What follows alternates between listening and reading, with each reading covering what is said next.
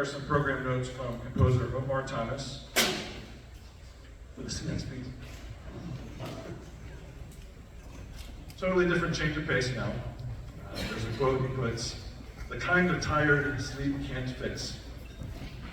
So he goes on to explain, there's an inherent dichotomy built into the title of this work.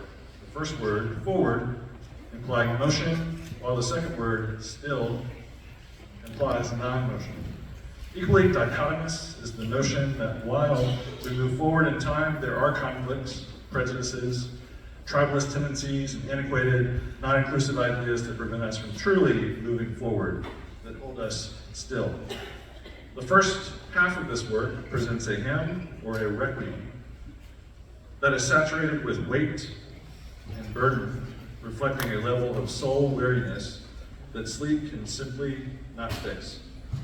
Seeking to resume the fight towards progress, safety, and collective humanity.